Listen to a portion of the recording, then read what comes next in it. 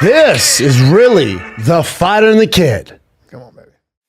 We got Phil Daru in the house, and maybe a man has trained multiple world champions. And I watched you train, and I was taken by your scientific approach. And you just keep growing, but it makes sense. Thank you, brother. Because you're one of those guys that I don't know. I can't remember, but I just remember you being different. It's hard to differentiate yourself. Maybe because you were an athlete as well. That helps. I mean, I think being in the sport and actually being in it since I was young allows me to really tap into the things that are necessary for those individuals to get to where they want to be. Also, like the communication side to it too as well. I think that's a big thing. But what about like there's this whole talk now about overtraining, like they were talking about how Chimaev like overtrains. Khamzat does, yeah. And so it's like, what's that? What does that mean? What is that balance there? Well, you want to find the direct amount of stimulus to adapt to the certain situations to allow them to get better. Yeah. But then if you overdo it, then you get to a point where you overstress the body, cortisol starts to rise, you can't really recover from the training session. So finding that's my problem. But that's my problem. But I think that's the key there. It's like if you watch Khamzat's training, and they would post a lot of it. Yeah. You know, I see him doing, carrying these tires and carrying these rocks and doing the sledgehammer. In my mind, I'm like, I don't see a lot of wrestling going on. Yeah. So it's like it's not applicable. Sport specific. So. And it's not against that strength coach who's amazing, who TJ worked with. They have Aaron Pico, all the big boys work with him. But his background is in endurance cycling.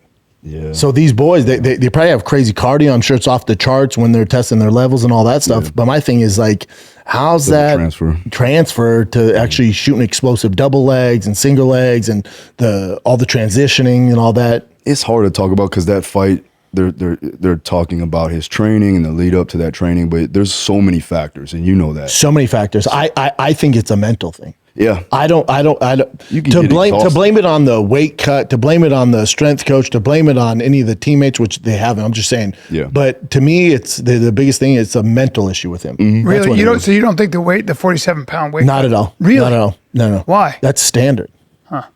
Well, Sean was also cutting significant Sean cut the same weight. It's to me, it's like there seems to be some sort of mental gap. He's very inactive, so that's a huge red flag for me. He's super inactive. Yeah. He fights once a year, which ain't good. And then also, it has to be a discipline issue. If you're cutting that much weight that close to a fight, that's a discipline issue. Sean Strickland had to cut the same amount of weight. And he knew he was fighting 85. I thought he had a 205 fight at 205. It doesn't matter. They both got the word that they were fighting at 85 for the world title at the same time. You think he's a natural 85er? Yes. Yeah. If he was super disciplined, probably 170. You're saying Khamzat? Yeah. Really? Because a 205, he's small for 205. I've never seen him in person, so I don't know how big he's his bone structure plays a big role. Yeah, bone structure, and he's a thinner dude. Like he's shredded. There's no fat. Yeah. He's not a wide-shouldered guy. No, he's thinner. So he's going to be small. Like when he cuts, it's different. Him cutting to 85 is different than Sean. Sean Strickland will get a little pudgy, right? Yeah. Like you'll see love handles, and he'll get a little fat on him. Yosemite Sam. Yeah, he gets a little thicker on him. Khamzat, he's muscular, man. So cutting, it's probably a tougher cut for him. Well, that's why he has to be disciplined, man. If you overtrain, that makes the weight cut harder. Bingo. Right? Yep. So now finding the right, you would say, volume of training, right? And you have internal load, external load. Internal load is going to be your HRV, your morning heart rate, things like that. So you have to be cognizant of that, understanding how you're recovering from the actual training session, and then how much load are you putting on the body from an external load perspective, meaning volume, intensity, frequency of training. From what we saw, we can only speculate on what we saw when we were in the camp. But it was a lot of circuits, right? A lot of lactic-driven work, right? Was he getting into sparring? Was he getting his sparring rounds in? Was he getting his grappling in? I don't know, but seems to me like he was focused on that. Which again, you don't want to jump to conclusions, but that's all we're seeing. Yeah, because some people were saying that he was, when he went against DDP, he was actually going to Dagestan and actually training with those guys in grappling a lot more then I don't think he even went to Dagestan. And he at all looked training better for in this that fight and had more grappling. 100%. He looked better, but remember, he still gassed out in that fight. So I think him going into fights, it's a mental thing. And that's why he doesn't go for finishes. Yeah. That's why he's not vicious with the ground and pound. Like, he knows his gas tank's going like this, and he's very conscious of it. So I think that's that's a mental thing. Also, by the way, Sean Strickland is a dog and very savvy, experienced fighter. So is DDP. So is all of them. More, but Sean seems to be more like Sean. DDP spent a lot of time on his back and on his hands and knees. Sean was standing up right away. Sean was like pushing back on him. Sean was never letting him bring his hands together. Always keeping his hands apart. You know, those little details, like that's like subtle stuff that you don't see, but that was huge. One thing to the heart thing, because Sean kind of touched on it in the press conference where he was saying, leading up to the fight, he goes, "You tried to quit. You didn't want to be here." So there is a aspect that does Khamzat really want to be there, or does he have to kind of do it? That's it. And again, this is all speculation, but what they're saying, they don't know how bad he wants it. Yeah. Because he wanted to, during COVID, when he got it and it started affecting his lungs and all that, he was like, "I'm done." Yeah, and then Kadyrov was like, "No, you're not." Damn. It's like that meme. No, you're not. No, you're not. No, the fuck you're not. maybe the most censured leader of like in the world. Like just human rights abuses for breakfast. Yeah, dude. Just the worst. But bro. but back to your point, like if Sean Strickland got COVID, got long COVID, do you think those words would ever come out of his mouth? No. Do you think John Jones, those words would ever come out of his mouth? No, he has one hip left and he's still trying to wobble his way. Bisping has one fucking eye. Legit one eye.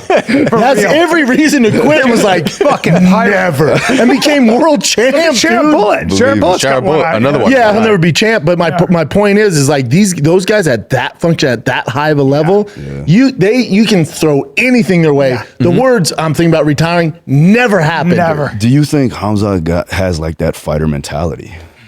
Again, I saw his training camp. I was in his training camp, and I was like, this is the best athlete. Like, I've never seen anything like it. So he's a good athlete, but is he a good fighter? Again, does he have that tenacious like streak in him? Does he have a where Nate Diaz? he has that TJ Dillashaw, Dominic Cruz, that killer instinct? Yeah, he does. I don't, Actually, when he what would make you think that? Well, I think the Kevin Holland fight. He's essentially won everything but this last fight.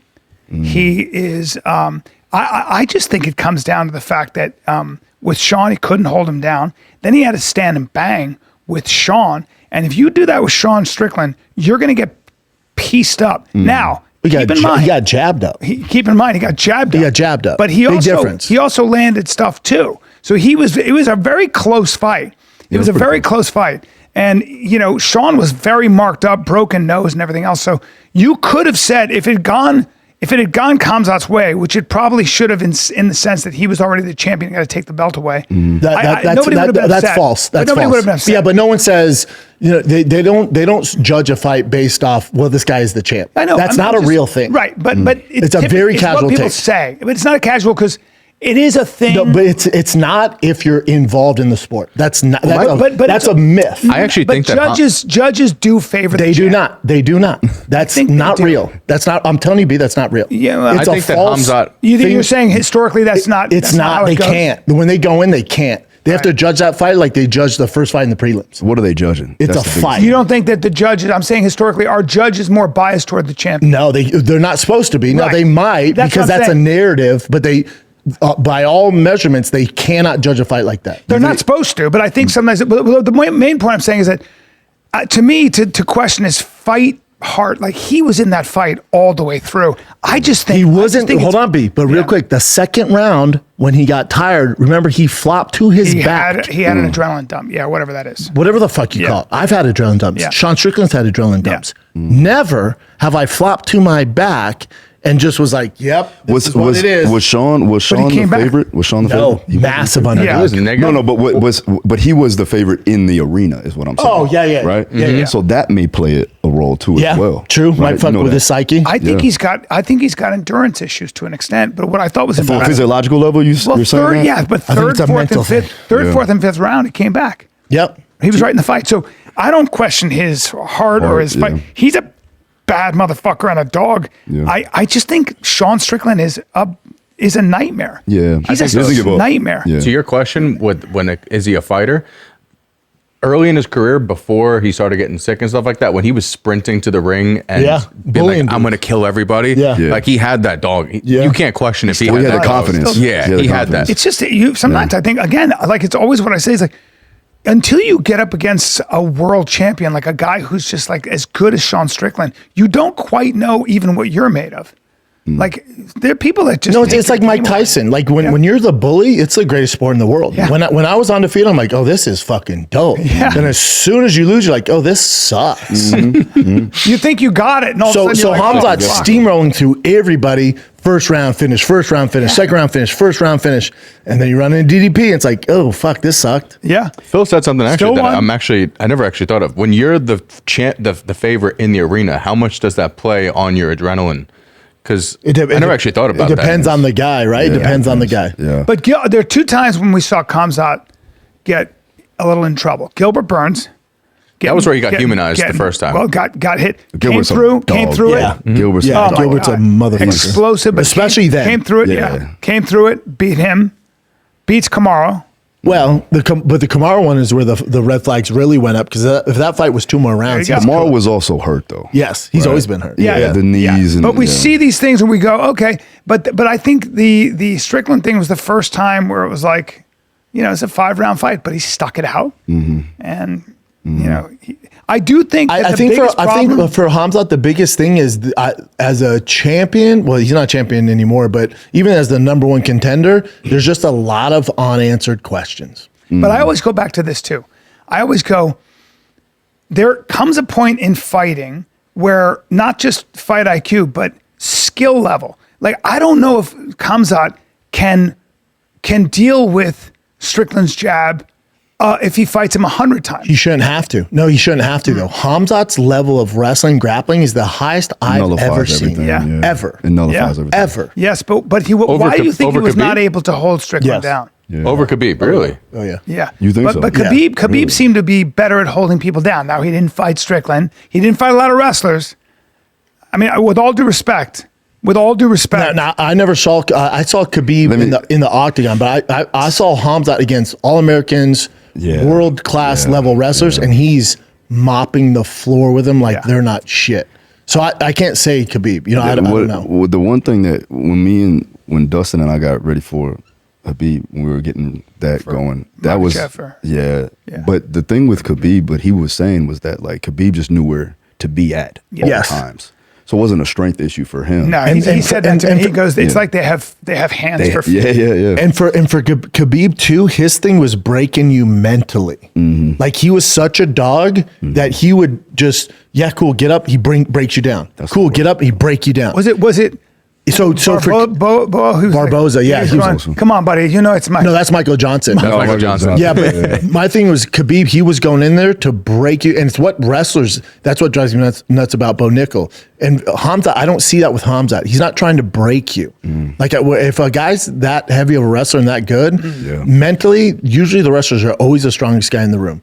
I don't see it from Khamzat right now. Now, it might happen, but there's just questions. Like I don't question. Have you ever went to a Sean Strickland fight and be like, man, hopefully he doesn't give up? No. Never. You're like, oh, you're gonna have to kill him. Yeah. With Khamzat, you're like, That may this be gets out of the first round. It might get a little dicey. Might be a He's durable. physiological Yeah. thing. Like, might be a physiological super thing. durable. Maybe COVID. Maybe No. Cut all that bullshit. That's the problem. It's here. Yeah, he has to get over this. He has to extend himself. He has to go into those deep waters, and it's going to be tiring if you go for a finish and you don't get it. He's not getting But you tested. got- He's not getting tested in the training room. But But here's the thing. I don't know who you're going to bring in. Yeah. Brother, I'm telling you, I've trained John Jones. who's Machida, the new wrestler that's coming into fighting? now? Stevenson, Gable Stevenson, the Stevenson. heavyweight. Yeah, bring that kid in. Yeah, bring a big Oh, he boy. will break. He will break Khamzat.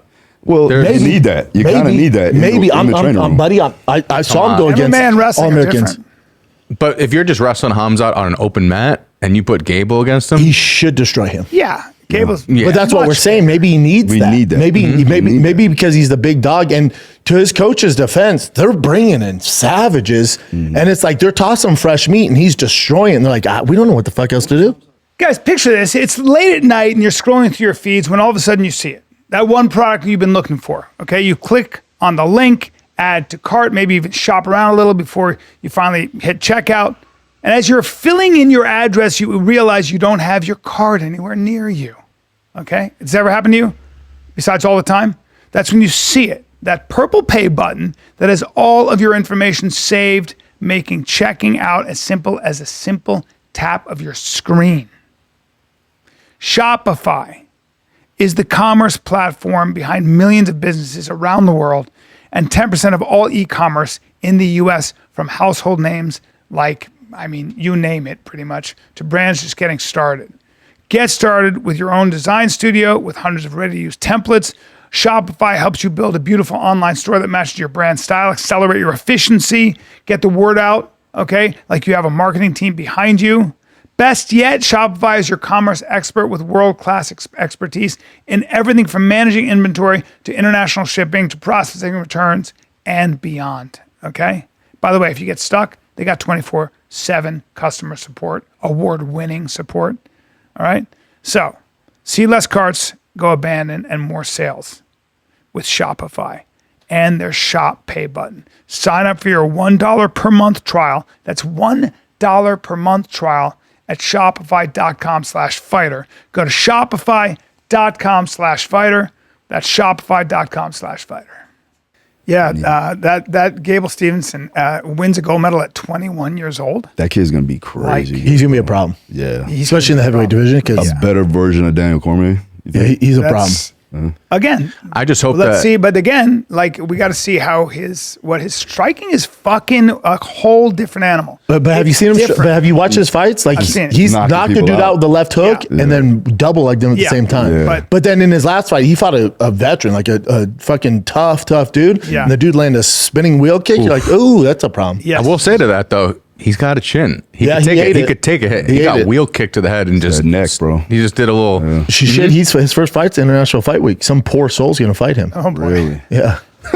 Wait, is there not a official fight? Do they have a fighter for him? Yeah. Yeah. He's on International Fight Week. But do we not know who? We do. Bring it up, Chin. No, he got an opponent. I bet that guy was like, wait, who? Oh, cool, man. Yeah. And it seems like, who we fighting? Gable Steveson. You want to put some salt and pepper on my head too while you're at it?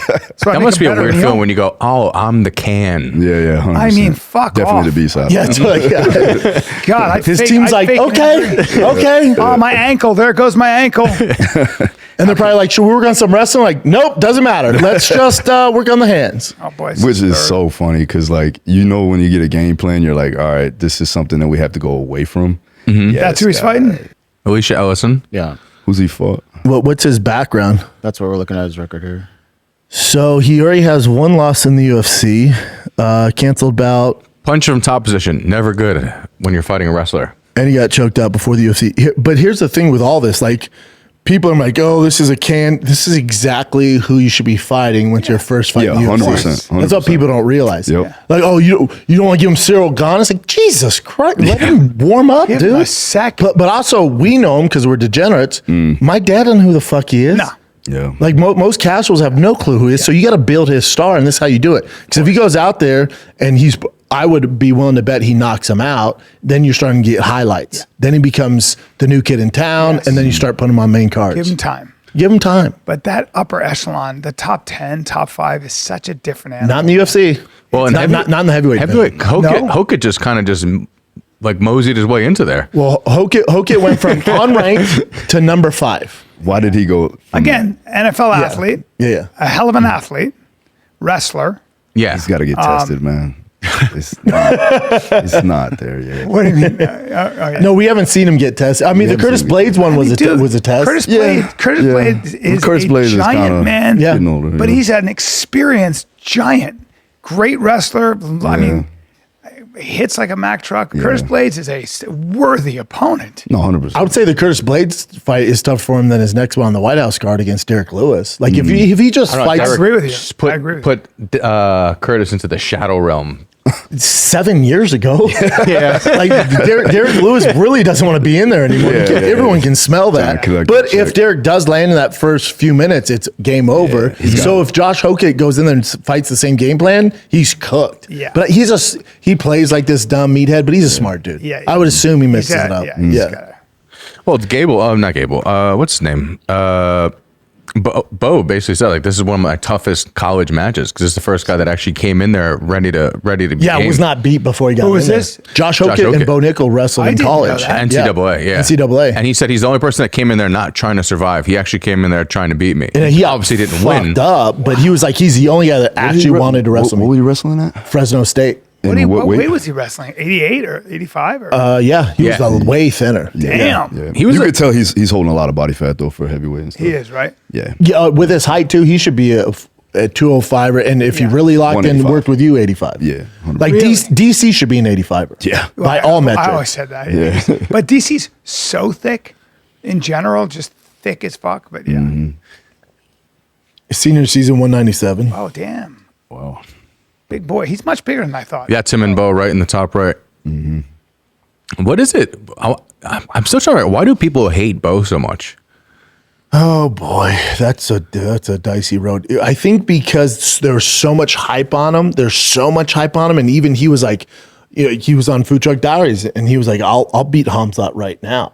And then he goes in there, he's lost a fight, or his fights aren't that impressive. Just confidence. Yeah, People don't like arrogance. They don't like that. And then especially the MMA fan base is super toxic. So if you have that much hype, everyone's rooting for you to lose. Hey, he's freaking won the Heisman as fucking wrestler at Penn State. They have a statue of him. He's Mr. All-American, talks all the shit, and his performances, he hasn't blown the doors off anyone. So you're like, He is a little confident. Remember you stitched that video of him when he said that he would beat a chimpanzee in a street fight? I love Bo, and I do think he's the next. I think he'll be champion. It's gonna take some time. You think His so? striking's Yeah. getting better too. He's down to top team now, I think. Yeah, he's at top team. My thing with him is he needs to take a page out. He needs to go to Dagestan and just forget all the. When he strikes, I'm like, fuck my life, dude. Yeah. When I watch a fight, Doesn't he have to strike eventually? no, not at all. That'd be like saying, doesn't Khabib have to strike? No, dude, you're so dominant in one aspect of mixed martial arts. Use that. What happens when he when fought somebody- RDR? I'm like, you just get a shitty sparring match. But what happens if somebody is good at stopping that? Who's gonna stop him? RDR? Absolutely. RDR? Absolutely. Did stop not. him. Well, he stopped No, him. he didn't stop him. No, he didn't stop Oh, him. he tried to fight. He No, tried to fight him. he You're saying because- didn't even attempt you're a saying because takedown. Bo was just He trying didn't to- stop. There's a big difference. Bo was trying to fight him. No, Trying to strike. There's a big difference between striking and then going for takedowns again, stopped, and not shooting any takedowns. Bo literally didn't shoot takedowns because he was scared of his jiu-jitsu. Yeah, he didn't Has set Khabib anything ever up. went to a fight scared of jiu-jitsu? He's like, fuck your jiu-jitsu. I'm so good at what I do. It does not matter what you do. I'm going to break you. Yeah. And Bo Nickal, we need that out of Bo Nickal. You ever watch the highlights of Khabib striking? It's the compilation? atrocious. Yeah. He caught Connor. He did Caught clip with an overhand. Connor. He did. Yeah, because Connor was so worried about the takedown. But you wouldn't. His But striking. that's the thing. That's very what white you belt. want from a Bo Nickal. Correct. You want that threat. Of But how do you? takedown. But you get that threat by By doing dominating your thing. wrestling, 100%. and then they're like, "Oh shit!" And then you open up the striking. Yeah. But when he comes out and just strikes, I'm like, "Well, I'll be sitting with my family, so pissed." I'm like, "Well, fuck me, dude. You fucked my night up." He might be taking a page out of Yoel Romero's book. I mean, you're talking about such a freak wrestler. Yeah, And then What a never waste of wrestled good wrestling. Once. Never wrestled fucking and once. Yoel doesn't wrestle because of his cardio. Yeah. He just, And his neck, right? Is it, His, does the his neck or neck's something? fused up, but he doesn't wrestle because he's worried about gassing out. Bo has cardio. Yeah. None of it makes any sense. And he should fire his camp who's like, man, let's go out there and strike. It's like, oh, you're fucking him. He should be going out there snapping necks, collecting checks. Did he gain a false sense of confidence Yes. due to his beginning stages? Like he was knocking people out. Like Ronda. Yeah. Yeah. Remember, they're like, she can beat Mike Tyson. You're like, what the fuck is going on? It's like, wait, what the hell is going on here, man? Then Amanda came The in. Mike Tyson I know? yeah. Yeah. And then Amanda was like, oh, I'll solve this. Oh man, it was so funny. Holly when Holm we was got like, oh, she's Yeah. just going to strike? It's over. Huge. I don't remember what podcast. And then she gets back to the locker room. She's like, I thought you guys said I could strike with Mike Tyson. I'm like, yeah, we fucked up. I feel like everybody should have to get into the ring with like a guy who really understands how to slip and counter. Yeah. It's like there are guys, you're going to go in there, do you box? That's awesome. Throw a jab. Watch what happens to your liver or your chin if somebody's nasty like that. And I'm talking about a 140-pound guy. But they're protecting them. Like they're making sure they don't see, because they're just building their confidence of their fighter. That's Yeah. why my favorite, because you don't realize how That- little most people who don't know any type of fighting at all? No. There's a girl on Instagram where she'll ask guys on the street, like, do you think you could fight? And they'll be like, yeah. And then she'll show them shadow boxing. And then she'll show them shadow boxing. Oh, really? It's so bad. It's so bad. Hey, but I'm gonna tell you something. So this is something that interests me, and Brennan, you could probably allude to this. So when I was cornering a couple guys, backwoods of Georgia, some bar. Love it. Back in the day. Hell yeah. And we're back there. We're in like the kitchen area warming up, by the way. And I'm watching this kid hit pads, and he's missing. He's missing the pads. What? Literally missing the pads. Not good. Almost hitting his coach. Yo. I'm like, oh man, this is gonna be bad. So he walks out, play the music, make the announcement. Within 5 seconds, I hear, crowd starts screaming. He got it done. Oh, he got fucked up. He got it done. Comes back with a medal in his hand. What? Because he just clipped the kid. Yeah, just sometimes it worked out. Sometimes Like, I'll never forget, I was with Frank Mayer, and we were at, we were doing something, but we were both active in the UFC, and we were supposed to fight each other. And it's me and him sitting there, and we always had respect for each other. And I won't say who the heavyweight is, but he walks in, and they have him like shadow boxing, and Frank Mayer goes, ignorance is bliss.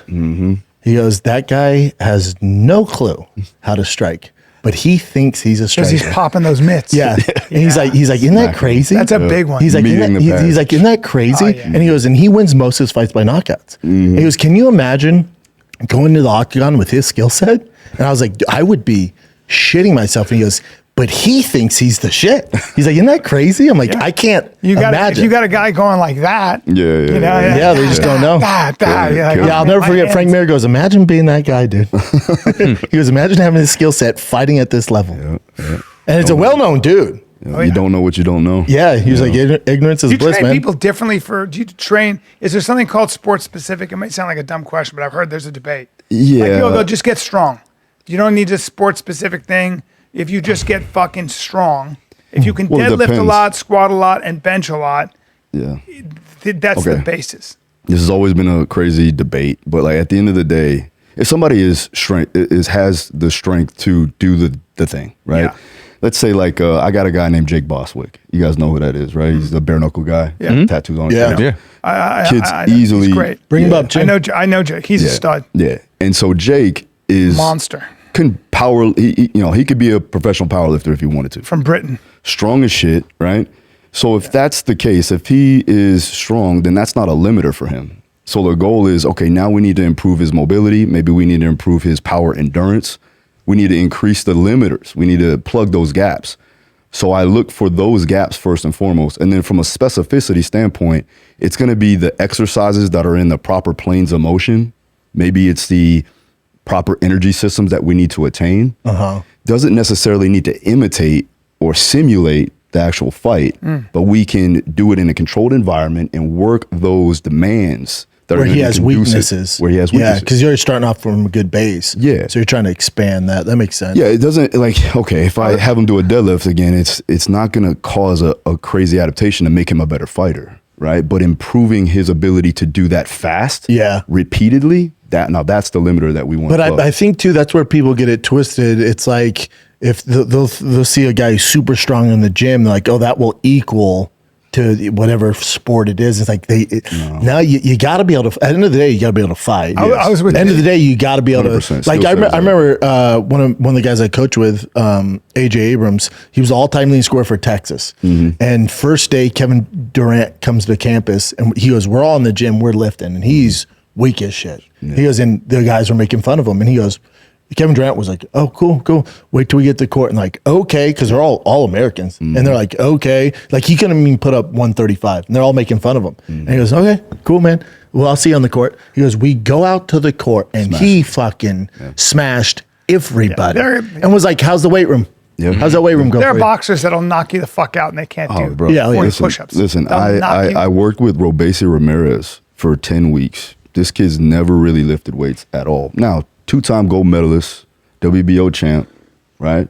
So what am I going to do to get him better, right? Well, right now, a lot of it was gain some strength, right? Yeah. Improve his force output, but make sure that he still maintains his skill acquisition and not change any of the dynamics or the biomechanics of his throws.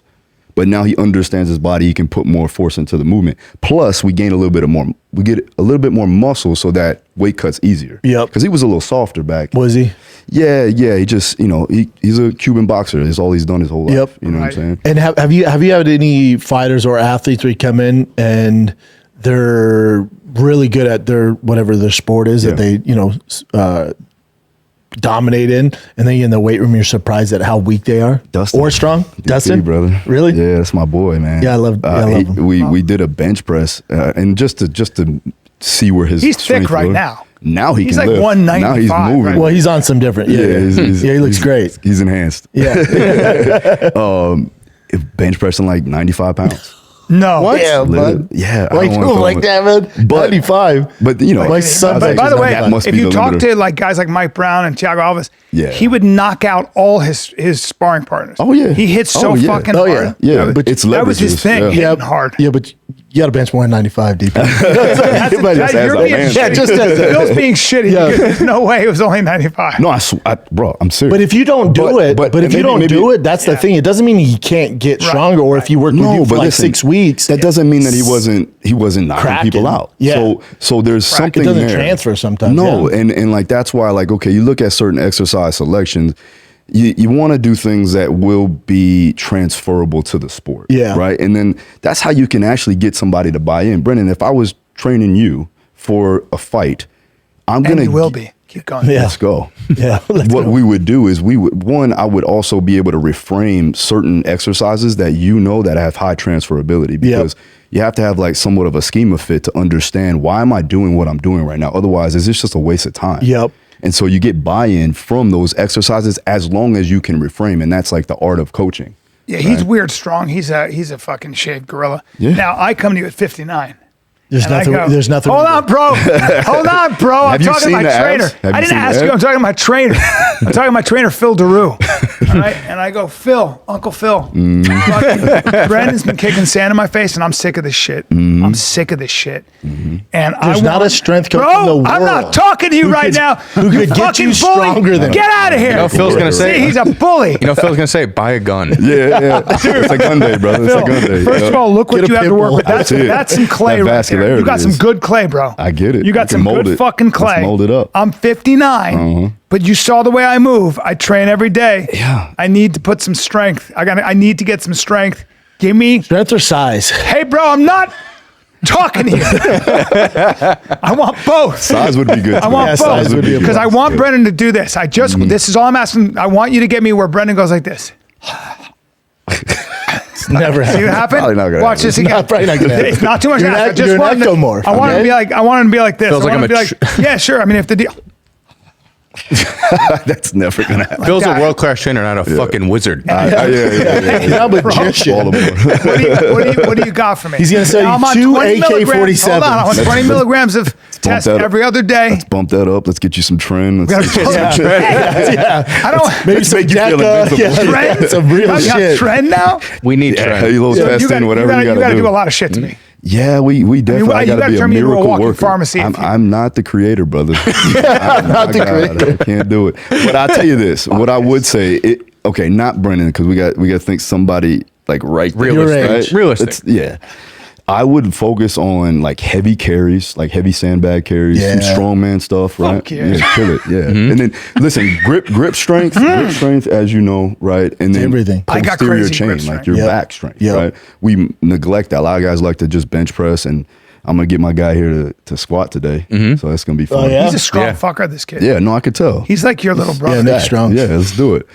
If your business communications are basically a burner phone and a prayer, missed calls, texts, nobody answered, customers following up for the third time, it's a mess. At some point, you just hit that wall where you're like, all right, I'm done with this. Let's fucking quo.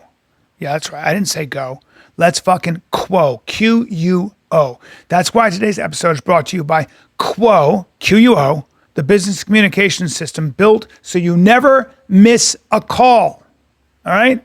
Your entire team can handle calls and texts from one shared number. All right? Quo is the #1 rated business phone system on G2 with over 3,000 reviews. All right? More than 90,000 businesses, from solo operators to growing teams, rely on it to stay connected, professional, and consistently reachable. Quo works wherever you are, right from your phone or computer. Quo isn't just a phone system, it's a smart one, all right? AI automatically logs calls, generates summaries, and flags next steps so nothing falls through the cracks.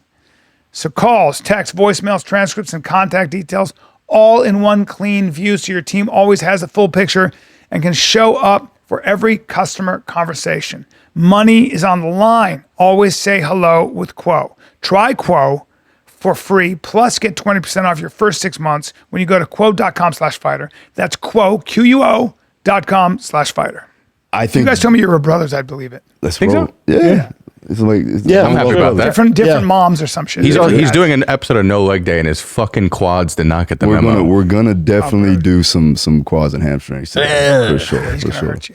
But yeah, like I said, I would do some heavy carries. Even like, people neglect even now like climbing, right? Rock climbing, which is crazy good for your Grip. Yeah. Not only your grip, but your grip endurance, right?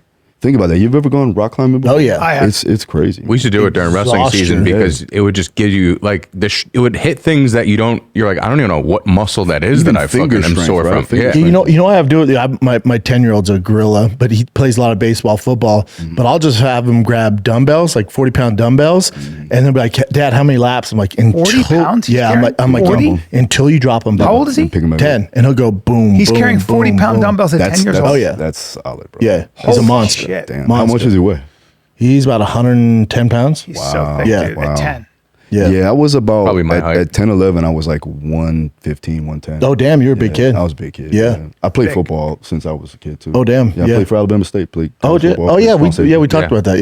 Yeah. Yeah. That was my whole thing. I did martial arts, growing up, but football was my thing in Florida. Were you a safety?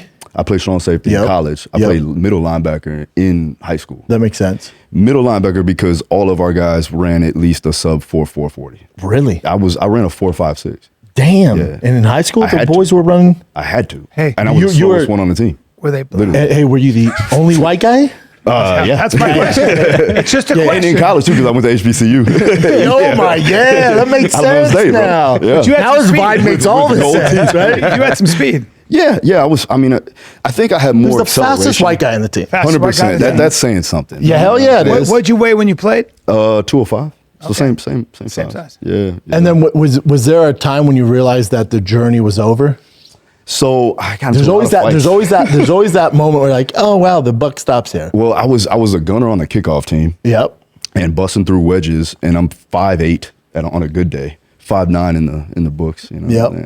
I used to do that too. I think that's why I'm Bump it kind of up, 5'9", retarded. 5'10", you know Yeah, what I I'm saying? feel Whatever. you. And I would just get concussions like crazy, man. Yeah. Same. I've had 8 or 9 that I can count. And it ultimately ended my fighting career too. Really, the concussions? Yeah, because it was 2 weeks from my last fight, and I was coming off a win, and I got kicked in the back of the head, and it was technical sparring. It wasn't even like something hard. Kid came down, did like a spinning back kick. I kind of slipped it, thinking he wasn't gonna come down hard on it. Hit me in the head, and I was like, "Damn, I'm concussed." I finished the training, went to a neurologist, and they're like, "Listen, if you don't stop, you're gonna have Alzheimer's by the time you're 50." Fuck, dude. That's I said, not "Damn." good. So then I went, and it took me a few weeks to go like, all right, this is it. I called do it. Dean, and Dean was like, listen, if this was like your knee or your back, we can work around it, but it's your brain, you can't really work around that. 100%. Dean's a good friend then. Yeah, but it's yeah, also yeah. what people don't realize. Like I was a fullback, I was the wedge buster, and I was the wedge on kickoff return. man. Damn. So it was just like first team all CT. So the fighting didn't really. The fighting was whatever. It was the football that fucked me up more than 100%. anything. Yeah. Really? And to this than day, the like, boxing and all that. yeah. Neither was good.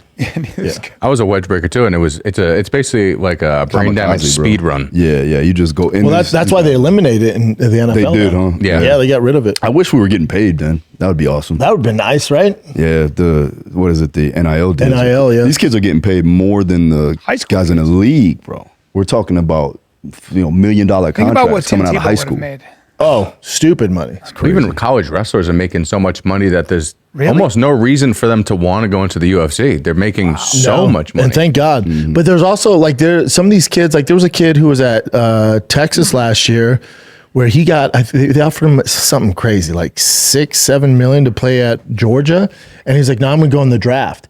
If that's my son, and hopefully God willing, my son has that ability, I would be like, Bubba, stay in college. 100%. You're the man. Yep. All the chicks dig you. You go to the NFL, you're playing against grown men. Come on. Your There was a chances kid- of didn't the kid stay until he was like 26? Yep. Right? Yep. There's Stay some there. kids that stay for a while. Stay in I would college? I'd tell my son, like, no. There's no rush to get to the pros. No, You're talking about a completely different animal. Yeah. One, you being the man on college campus, Yeah. and we know you can play at this level. Like, stay here and make money, dude. 100%. There's no reason Get to your rush to the degree, all NFL that now. stuff, yeah. Zero reason. Make money. I have a Maybe few have more guys- sex. Oh yeah, Yeah. that's a given. A little bit. You know. I got a few guys in the league now, and it's like every year it's like, okay, am I going to stay in the league? Yep. You know, and luckily my guys are good to where they're franchise guys, but like, Would they say that I'm not going to stay in the league because they don't just- deal with the yeah, they don't want to deal with it. Like, it's a lot, even coaches too. Right? Oh, my I God. talk to a lot of strength coaches in the league, and they're just like, they're moving everywhere. Yeah. Like, Yeah, that's what people don't realize. Like one of my very closest friends, Lauren Landau, he was the head strength condition coach Love Lauren, for the bro. Denver. Yeah, so He's he a was man, bro. I was his first UFC athlete. Yep. He was the one who got me ready for pro day for the Brilliant. NFL. Then he was my strength condition coach all during the UFC. He's like my brother. But he was at the Denver Broncos, and he was just like, man, it's pretty stressful because it's out of his control, but guys kept getting hurt. Yep. But he was taking the blame for course, it. of And then that coaching staff gets fired. Yep. Well, they don't leave him. They get rid of everybody. So now he's at Notre Dame, yeah, he's at which Notre he Dame. loves. and he's probably going to be there for a while. Yeah. right. Yeah, he the thing loves with that. college, I think too, as well, is like they see the worth in the sport performance side too, right? Because we're increasing their ability to be on the field. Yep. You know, and if we can keep them healthy, well, that's good for everybody. It's You know what I everything, mean? yeah. So, And you have more ability to like kind of control the college athlete because they're on campus or you can mold 'em. You can mold them. NFL, those boys are wild. Like there's a lot of guys that have their own trainers. Yeah. So if let's say your stud is with this trainer in Boca that you don't know, and he has him doing some program, then he reports to training camp, and then first preseason game he tears his hammies. They're not looking at that trainer in Boca. No. They're looking at you on the staff, and you're taking a heat for it. yeah. you got to search for the right people too as well, and having communication. If you are that coach, like I'm in the private sector, I've been in the private sector pretty much all my life, and having communication with the actual strength and conditioning coach, the sport performance director, is vital, right? Because you don't know what they're doing. So like at the end of the day, we want them prepared to go into mini camp, ready and prepared to go, or whatever it is. So yeah, it's definitely. Where's your gym, Boca? I have one in Port St. Lucie, and then I'm building out one with Marek Health soon in Delray Beach, and then I had one in Deerfield too. And you were at the one in Boca with Mo Vaughn. Yeah. Life could be much worse. Delray Beach, you got a gym there, and then It's nice Port down St. there. Lucie. It's amazing. Is there a better life than that? I love that Florida. part of the I country? fucking love that part of You Florida. should definitely live out there, bro. Dude, I want to come out there, Everyone move out get there. Let's swole do it. as shit. Let's roll, Be man. your assistant. super Be tan. a fucking assistant, dude. I'll be your It's like you assistant. looking at me. He's skinny, but he's got wisdom. He's got it, bro. Yeah. Wisdom, bro. You go out there a lot though. Fuck yeah, I do. Right? I have a house Yeah. outside of Sarasota. Oh, nice. I love it Yeah, there. whenever you I come need to come and start taking my training way more. You could move out there, right? B? You could live out there. Fuck yeah, I could. Yeah. Bro, we're all gonna could. build out If a it wasn't mega for comedy, facility. I would It's gonna be there. dope. It's so Love much. it. It's the best place in the world, in the country to live, in my opinion. South Florida. There's just no comedy scene. no Listen, comedy. is there no comedy scene? Not No. like Palm Beach Improv. No, that's not great. Well, that was the They best. told They us closed. that. Yeah. They closed that down. That was one of Oh, my they closed favorite it places down. of all time. Miami I was Miami with Jake Improv. Bostwick. No, we went to a show. I you went to came your my show. Yeah. I remember when Jake Bostwick was there, and Yeah. this girl who had opened for me, such a sweetheart, and just kind of a little comic, and she looked at him. She was dating some skinny dude, really skinny guy. Just like this guy was kind of a nerd gamer. And she looks at Bostwick, who's good looking guy, actually. Just a voice. built like, Rough I guy. called him the White Samoan. He's so thick. Yeah. And she goes, do you have tattoos everywhere? And he goes, yeah. She goes, wow, do you just cover your body? And he goes, yeah, it's well, dude. And then she goes, I thought you were fat at first, but I saw, and then for one reason or another, she said, what do you have there? And he takes his shirt. He kind of just takes his shirt. He opens his shirt. And it was she literally, I never forgot this. She goes like this. She without sucked even him realizing- off? No, she went like this. She goes, I heard it. He didn't. She goes, yeah, you're beautiful. That must have been on his cutting Yes. phase. He must have been getting ready for a fight. Yeah. Dude, he looks Because let me good. tell you something. Yeah. That boy gets big. Does he? He big. gets big. He likes Yeah. to eat. He goes He's terrifying. up and he's also tough. terrifying. Like the idea He's such of a him good kid, hitting though, you man. with a He's bare fist. Yeah. Well, His dad's he- like that too. Show me. Oh, brother. How old Show is me he? that video of his dad. He's 37. He's my age. Yeah. Somebody tried. It's tough when you keep blowing up like that. It's like Patty too. Well, now was about to ask he's about coming. that. He's staying at a certain weight. His dad looks younger than him, I know. right? His dad. There's a video of his dad. Somebody tried to steal his car. You see his dad, this British guy. He's like, he's like, oi, the fuck are you doing? And comes out with a bat, and the guy's like he's just a monster. Bro, we were in Detroit for his last MMA fight, and we were main event, and the kid, it was supposed to be a title fight at 170. So you had to be 170. Yeah. I can't believe he gets down to 170. It's the only time he that's got what down I to weigh. 170. I cut him down, and it was but he looked like he looked stacked. It was good. Yeah. We get there. Jake made weight 170. The kid comes in. He's the hometown favorite. He's the hometown kid. Jack black kid, strong. You could tell that he's an athlete. And came in at like 172. Ew. Right. So then they were like, yeah, we give him a pound allowance, right? And then we don't count the points. Yeah. So they were like, okay, he's 170. I think he was 172.8 or something like Okay. that. Or no, 171.8. Sorry. Yeah. And they were like, no, he's got to cut the weight. It's a title fight. Has to. Jake's dad went crazy, bro. Oh yeah, I'd be. And he furious. thought it was kilos. He's like, 2 fucking kilos? 2 kilos, brother? And then Jake looks up. And goes, Dad, it's pounds, Dad. I started He's about to dying, freak bro. the I was fuck like, out. oh my I'm with god. the dad. We almost got shot that night. I though, bet. by the You way. really? Yeah, Yeah, bro. Detroit's tough. Detroit. No. Detroit's tough. There are no fist fights in Detroit. No, You're and not a fist fight. then and so Jake ended up losing the fight. Damn. They all try to rush the cage. I'm teep kicking kids off the cage. Oh, Damn. no. It was wild that night. fuck. Yeah. But that's Jake's dad, man. We Yeah, ready to he's- roll, man. Jake's dad's awesome, bro. Terry's the man. When I was in London doing a seminar, he drove to like drive me around. He's on the floor taking pictures of me, like in the streets, bro. He's a gamer. I love Yeah. this guy. His dad looks way younger. Yeah. That's crazy. Yep. That's His dad looks like Lee Priest. Yeah. Yeah, he does. And he's got more tattoos on his head now too. as well. Wow. that just father son. Look at his They just dad. look like bros. Get the fuck, just a couple of just animals. Yeah. They look like Yakuza warriors. He got the Drew Strong shirt over there. Yeah, on the Jake left. couldn't help but be tough with a dad like Damn, that. he's 50. He looks great. Yeah, that's it. That's yeah. Boys are crazy. I'm gonna have to tat up a little bit. I told him, I was like, I gotta get more work done, man. This is That's the first thing you'd prescribe for me. Yeah. Got to shave down. well, yeah, tat up. shave your head. Yep. right, Shave my grow the head. Got to beard do out. that. You looked, it would look amazing. Yeah. Then just neck tattoos Get and the beard. even the face. Grow even the some- beard like that. Yeah, definitely. Dye With the it. gray too. Oh, bro, you look like a maniac. Dude, I'm so Jim, what pumped. part of England are they Crazy from? You got to get some They're from London, sleeves South behind the London. ear. Yeah, Southeast. Yeah. Cockney guys, it's tough. Mm-hmm. So a lot. Bare knuckles different, man. Like these guys, a special type of crazy. Yeah, bare knuckle's different animal. Yeah. I've cornered Jake and Hector Lombard. In bare You've knuckles. Different animal. cornered Hector. Hector's my boy. First man. time I saw Hector, I'll tell you a Hector story. first time I saw Hector, I was at American Top Team. It's back when I was boxing, and I just wanted to learn. And so I go in there, and I'm Did you go to the corner?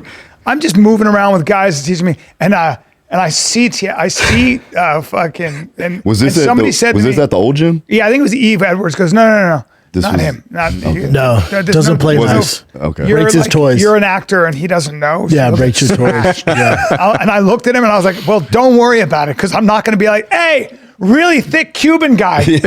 With he and I, like, we saw him at the airport. Yeah. Brandon and I see Cheeked up. Hector, and he's got like sweats on. Cheeked up. We were a couple of gay men. We were like, look at the fucking cakes on him. I mean, a couple honeydew melons for an ass. He had some cheeks. And hanging just out he's the just sitting Oh, he had there a waiting dump to go truck through like the that?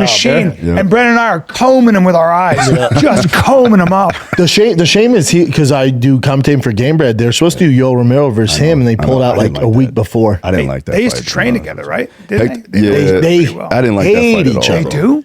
No, they don't Hate each other. Really? Hector- Horrible blood. What the fuck? They're both Cuban. One's a judoka, one's a wrestler. They Come can't on, stand guys. each other. And like when I was commentating in Puerto Rico, they're supposed to do, or the DR, sorry, they were supposed to announce the fight, which was I think 3 weeks before that fight in Miami. they announced the fight, and they didn't know each other were both at the arena. And so then they told him literally right before they're supposed to go in the cage, and both of them said the exact same thing. Went, oh no. Yeah. If we get around each other, we're gonna fight on site. It's the same thing. They're like, you don't have enough security. Super deep. I'll tell you off there. It's super deep. It's deep. I bet it involves a girl. I said it. I bet it involves. I know it's crazy. That's usually how it works. My guess is it's got to involve a girl. Maybe even wives. Did you see the Tyron Woodley and him get after it or get into it? No. One of the bare knuckle fights? No. Did they? Well, like Hector got in his face. Oof. Yeah, it was Hector's a lot, and they're both. Hector's in shape too, man. It's those two boys mess around. Like there's, and that's what in Lex, because he runs it. He's like, yeah, man, we'll have you in there. Just I'm like, in case what, Bubba?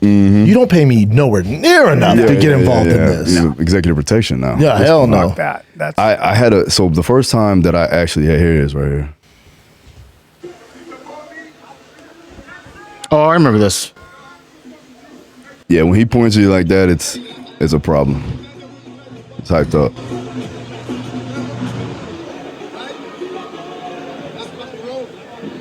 Oh, he has prayer hands. He does not want this. No, he's keeping his hands up in case he swings on him. That's what he's doing. Yeah.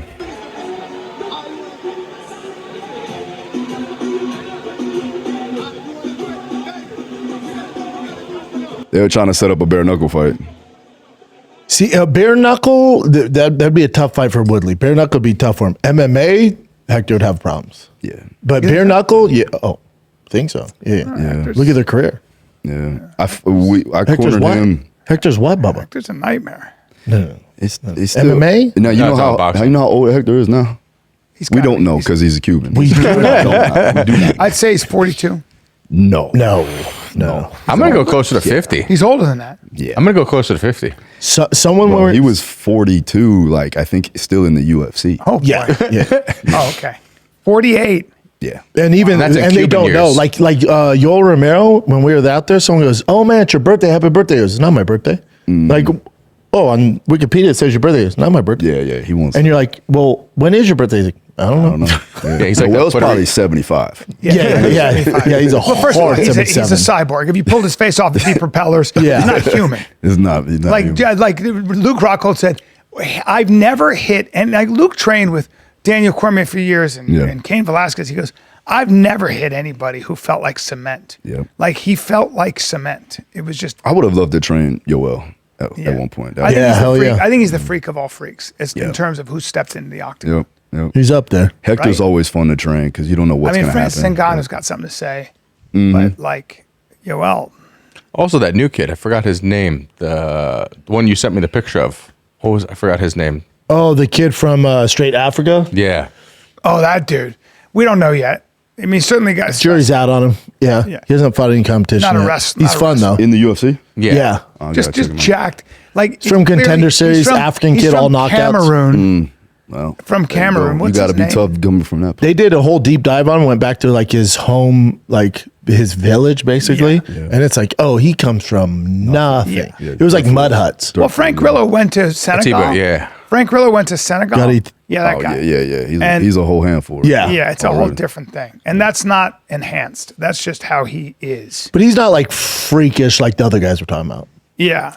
Well, What's, there's He's certain angles. he's pretty standard from that area. certain What's his height? 6'2", I think. That's perfect. 6'2", 185. Yeah. I mean, I would never wear clothes if I was built like that. I would be Never. I would always do podcasts. Well, hey, keep going. Hey, Africa. it's a standard black guy. He's nowhere near the boys we're talking Well, about. I don't know, Bubba. You got to see. No, I know. in Have you I know. seen him- I'm telling you. things. I've That seen him weight class, fight. though? Yeah, I've seen him. There's some freaks out there, man. Yeah. 81-inch reach. Tall. Damn. 6'4". 6'4", 185. That's Damn. tough. Long arm. Yeah, That's long. a good. I fought a kid that had 81-inch reach That's wild. at 155. Jesus Christ. Who was it? Do you know how to use it? Usually they don't. No, I took him down every Yeah. every round. And when, what's his name? Vince McGinnis. When did you start wrestling and fighting? After football? Well, I've done Kempo karate, did boxing in high school, and then wrestled a little bit in high school. But we were just trying to get ready for football. Yep.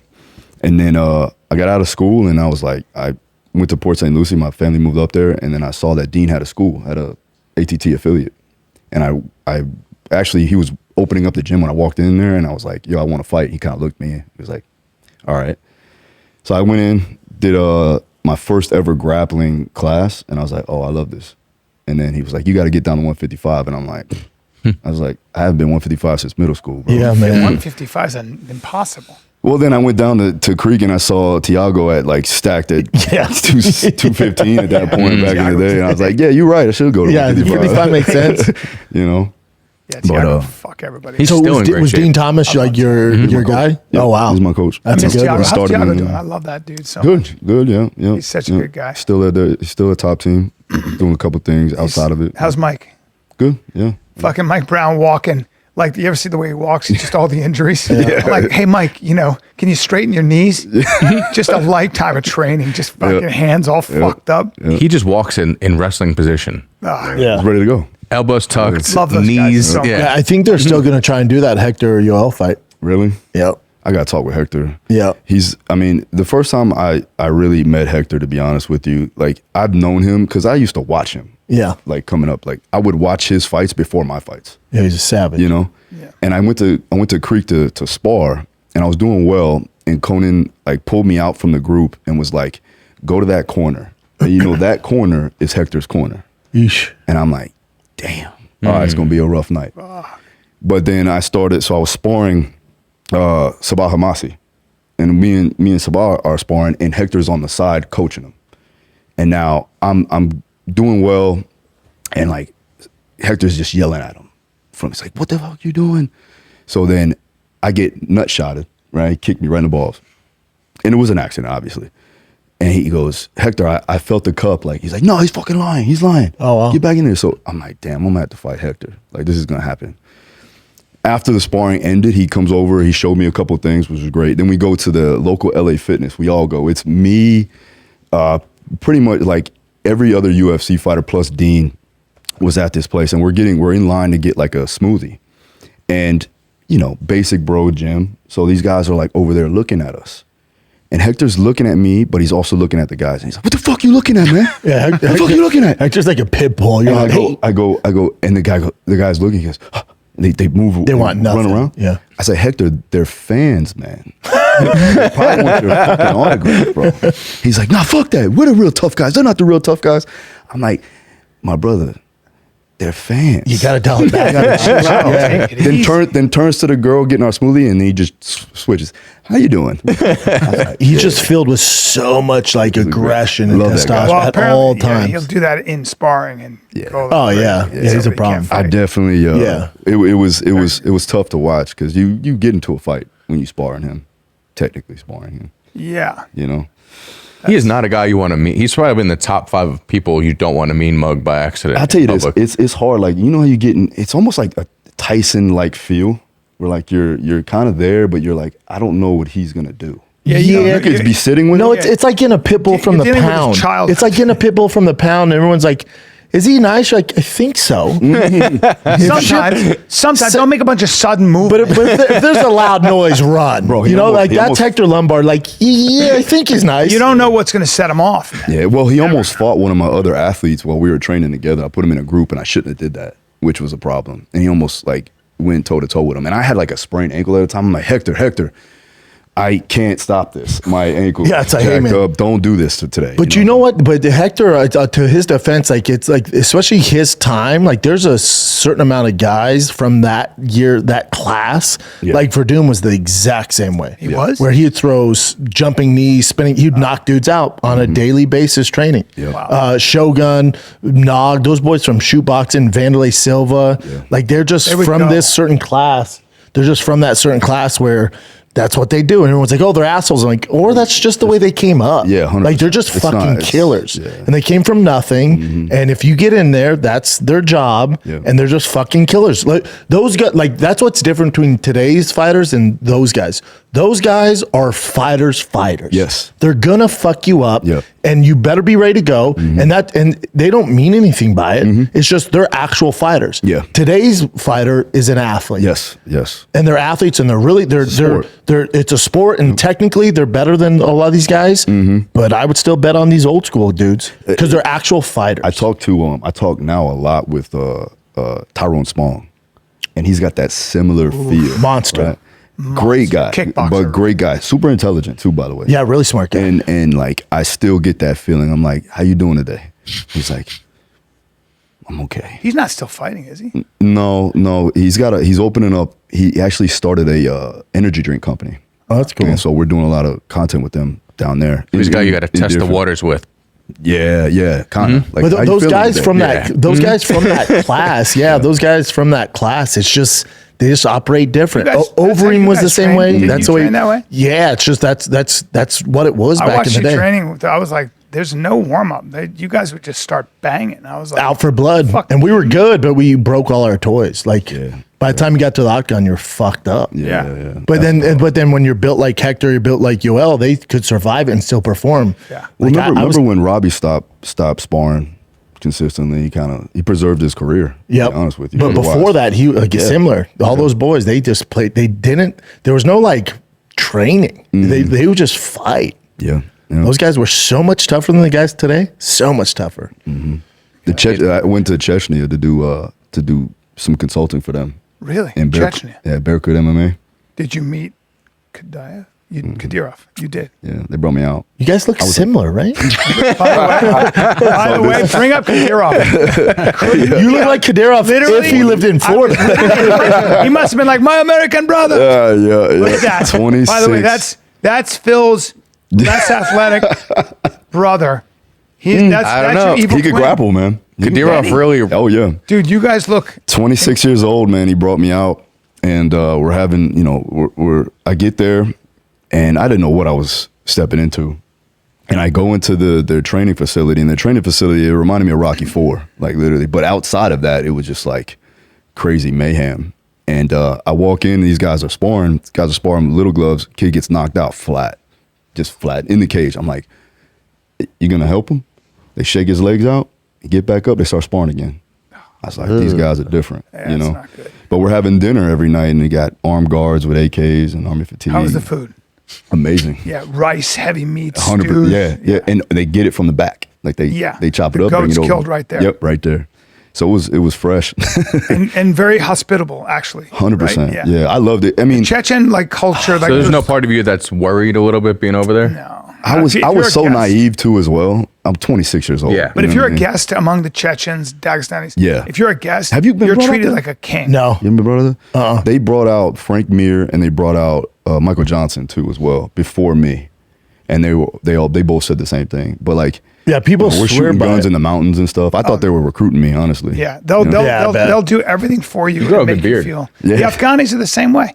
Like you go out there, if you go out there as a guest or as somebody who's humbled and says, "I'd like to just learn," they will fucking open. It's crazy. It's a huge part of their culture. Yeah. And by the way, having lived in the Arab world for 8 years of my life, go to Syria, go to Lebanon, go to any of these countries. They will best. bring you into their house. Yeah. Well, it's crazy. There's a comedian from New York. His name is Giulio. He did Giulio Gaurati. He does this travel show, like a travel show, and he actually was escorted by the Al Qaeda. That was who his escorts If were, you and go they there- were so nice to Yeah. him. Yeah, which is crazy. I don't know if they're just trying to was get it more. the Taliban or Al Qaeda? Might have been it's Taliban. Taliban. Yeah. The Taliban is a little- not Al Yeah. Qaeda. Al Qaeda's Al no longer Qaeda, around. they're you're right, probably you're right. not, but they're not as welcome. They're no longer around. They got When he smashed. said Al Qaeda, I'm like, I don't know about that. This what he said? Taliban. ISIS yeah. and Al He's like, Qaeda they don't gave me exist. merch, dude. I'm flying this flag now. Yeah, SEAL Team 6 and Delta Force decided they took care of It's that all- problem. it's Might want to lay low on that flag, my man. Yeah. Yeah. He's like, I'm look here at in this cool Afghanistan. black flag I got. I had a guy who was a tier 1 operator, and I was asking questions, and he just told me enough. But he told me how they neutralized ISIS. How they were like, first of all, Al Qaeda got fucked up, but ISIS was a major problem. Sure. And so the U.S. military was like, all right, we gotta take care of this. Problem They're during destabilizing Obama everything. years. Problem during Obama years. That's Sorry? right. With Trump released the hounds. He's like, yeah, go take care of them. Well, these guys though, the way they went after ISIS, they took care of them in 6 months. And he was telling me like some of the tactics, and I was like, it was shit I'd never. I was like, well, what are you supposed to do? He goes, you're supposed to die because that's what happened. And they eradicated all of them in All 6 of them. months. Yeah, All of some them. say less than that. If you Some have say a cell 3 phone, months. you're done. If you're, they did so many things. Dude, Where they my kiddos are on spring break, and one of Tiger's buddies is leaving. He's moving back to England. So like, hey, do you mind if Tiger, spends the day with us on the lake? And usually I don't let people take my kids to do stuff. He can't get hurt, right? Because he has all stars and all this shit coming up. But I was like, all right, his family's cool. It's summer break, all good. I get a video, and they're wakeboarding, and this guy's holding Tiger. So he's, the wakeboards aren't big, but he has Tiger who's 115 pounds. And this guy, he's pretty shredded. He's like in shape, and he's wakeboarding with Tiger on there. And he's holding Tiger by one hand, and he's doing this, and he's bringing Tiger on. I'm like, who the fuck is that with my kid? The fuck is going on here? And then I go to pick him up, and like, oh, have you met our friend Matt? I did whatever his name was. And I start talking to him, and I'm like, what are you, the fucking world record holder for wakeboarding, man? What's your deal? He's like, I'm a SEAL.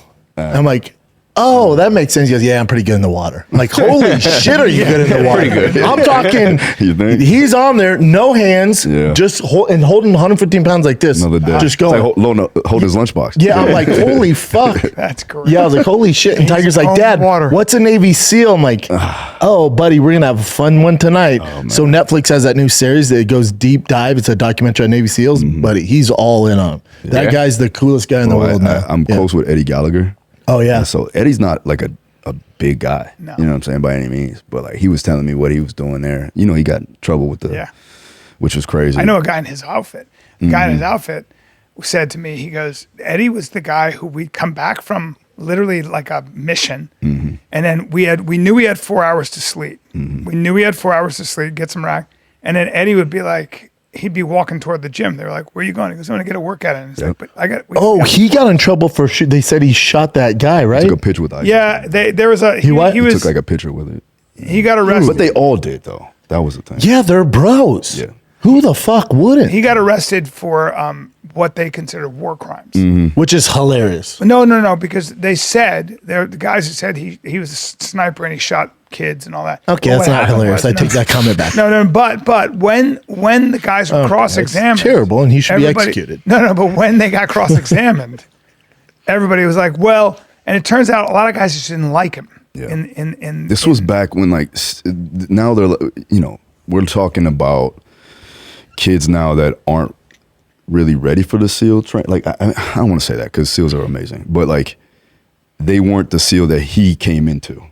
He's the old school. That's what this SEAL was telling me. He goes, the SEALs from the old school days are different than the ones now. And he goes, and also their motto is different too. He's like now you'll see guys breaking the code where they're talking about their missions. He's like, and this guy was an older school SEAL. He's like, we do not do that. He goes, we don't do any. And then we were talking about that one special force guy that bet on himself and made like $1 million.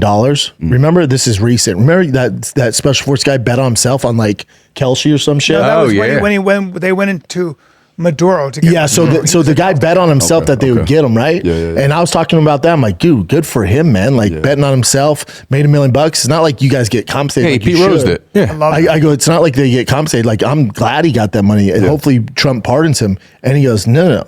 We shouldn't be getting more money. He goes, we're getting exactly how much we should be getting. And I was like, oh, right. And he goes, because if they up the salary, you're going to get guys in who are in it for the wrong reason. That makes sense. He's like, so that we're getting exactly what we should be paid. Yeah. That makes sense. He goes, because if they increase the pay, then you're getting these other slapdicks. You're getting mercenaries. Yeah, he's like, that shouldn't be there. Yeah. And I was like, oh, right. I was You like, want patriots. Yeah. that's what he's saying. He's like, you want people doing it for the right reasons. Well, I listened to 2 hours of Eddie Gallagher on Andy Stumpf, and then I looked at the case, the whole case. Nobody could corroborate, and everybody was like, they said a bunch of shit, and when they were cross-examined, it all fell apart. That makes sense. And I really listened, and it was like, that's why they were like, there's no evidence here. Well, who's saying this? You know what I don't like? And again, I couldn't hold the jock strap of these Navy SEALs and all these Rangers and shit. But what I don't like is when they go bad on each other. It's like such a fraternity, and they're such badasses.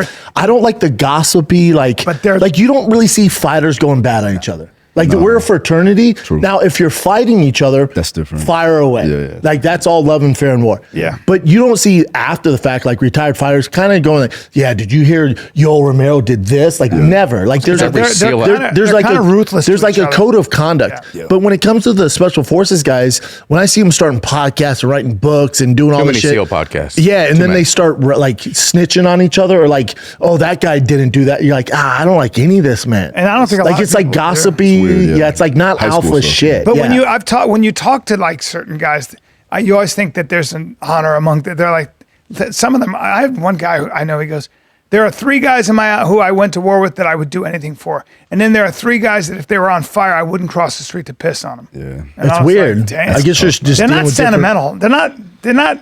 It's not like it's a brotherhood. That's bullshit. That's a lot of guys are like fuck that guy and fuck that guy and type A personalities. And like I said that to one of my friends, I go, I like being around your friends because they're all lateral thinkers and they're so well-rounded. You know, they're all these tier 1 guys. And he goes, God, you're so fucking wrong about that. Just God, you're wrong. I was like, all right, well. Yeah, I do get sucked every time we're around them and they start talking. I believe every single word that they say. You should, because most of them aren't bullshitting. You know, Like Bryan tried to bring up that the Kennedy assassination might not be real, and your buddy was like, "That remember?" Because you said it's not a conspiracy. And I don't remember who it was that was like that broke down like, well, the head doesn't move this way and this way.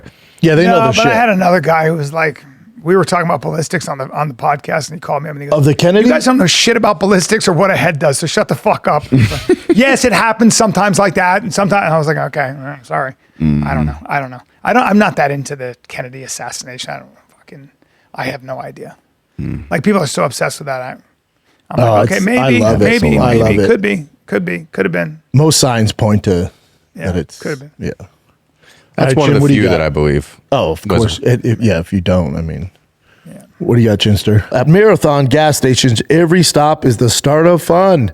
Like the awesome fuel savings you can get with Marathon Rewards. Join Marathon Rewards today. Start earning rewards on every gallon of gas. You can redeem rewards at any time, saving up to $1 per gallon. And don't forget, Marathon stations are packed with all the conveniences you need to stock up and live life on the go. Marathon, where fun runs on full. Available at participating Marathon locations. Terms and conditions apply. See marathonrewards.com for details.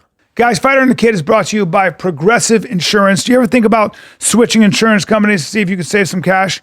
Progressive makes it easy. Just drop in some details about yourself. See if you're eligible to save money when you bundle your home and auto policies. The process only takes minutes, and it could mean hundreds more in your pocket. Visit progressive.com after this episode to see if you could save. Progressive Casualty Insurance Company and affiliates. Potential savings will vary. Not available in all states. Okay, so we already talked about the whole Kevin Hart roast and Chelsea This was Handler going brilliant off by on it. Kevin. Did you see this, B? Brilliant. So Kevin went on the Breakfast Club, which is a tough place to be on, and he kind of gave his side of the whole thing. Yeah, the George Floyd joke, it wasn't a tasteful joke to our culture, to our audience, but our audience that's watching the roast, if you're watching the roast, you get why they're doing it. You get why the racial humor is on the table. Like, it's not, I wasn't shocked. Like, that's what they do. Go look at the Tom Brady one. Like, that's what they do. It happens every year when they do a roast. It's not new. This isn't it's not a new agenda. It's not a new approach to comedy. Do you feel like Tony Hinchcliffe went too far when he made that joke about George Floyd? It's Tony Hinchcliffe. Yeah. Like, I don't expect less. I don't expect more. I feel like you're saying going too far is the point. I don't know if it words in your mouth, Yes, but- I mean, that's why you're there.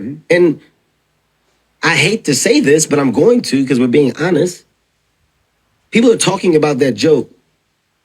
Talk about his set. Tony Hinchcliffe, the best set, or one of the best sets between Tony and Cheryl, and I would say Naeem had a really strong Naeem set. had a very strong set. I was laughing out loud at Tony until that. Until the joke. But not even just that joke. I don't like when people joke about violent, tragic death.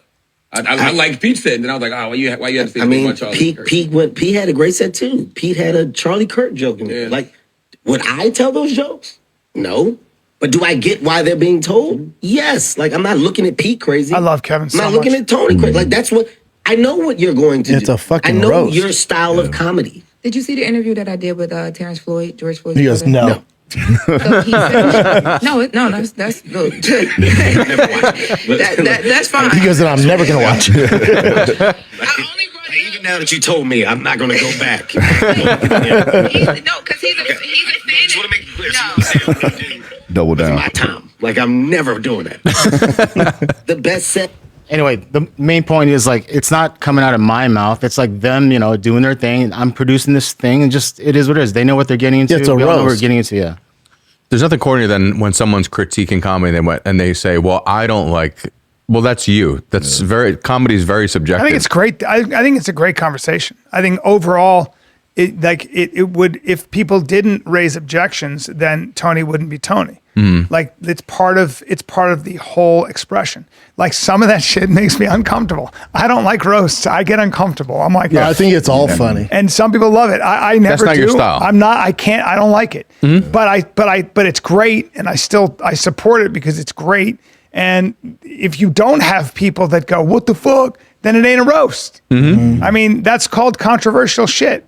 There's also just some comedians that's just what they do. It's also why Tony can sell 18,000 tickets.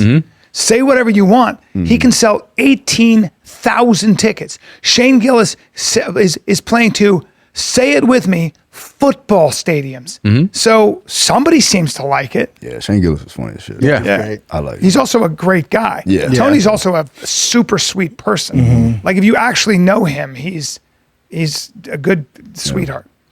There's no off limits when it comes to a roast. That's the whole point of it. That's what you're walking There would be into for it. me, but some people. That's why you're not going to do a roast. Tony went bad on Chelsea. Like it got personal. He goes, "She sucks," and I was like, "Hey, come on, One more joke guys." there. My favorite, because Shane pulled off like a Norm type thing where he just didn't even tell a joke. He's like, Chelsea was at the Epstein part. Yeah. He had And he dinner with goes, Jeffrey Epstein. and that's it.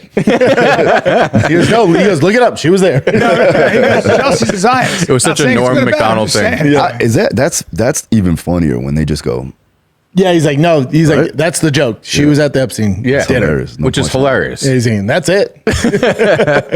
He's like, she sucks. And yeah, because me and Nick were on the show talking about it, and it was just like, people on both sides complaining. It's like, that's the point. If it's not for you, then no one's holding your head to force you to watch a roast. Yeah. If it's not for you, put on Stranger Things, put on No, something no. else. But again, you want people to watch it and be appalled. I mean, that's part of it. You want people to watch it and go, "Hey, that was too far. Fuck this." That is all good for business. Yep. Well, I actually have a question about that. In your opinion, because I think people like Greg Giraldo went harder than anybody, but back then it wasn't even like Back then we didn't. no one Back gave then, a it shit. would like write letters. So it never became Dude, like, David viral. David Tell would do shit what you can't believe. And it was the funniest shit of all time. When back in the day in New York City, back in the day at the Comedy Store in 2005, there was no such thing. There was no such thing as Too far. off-limits. Yeah.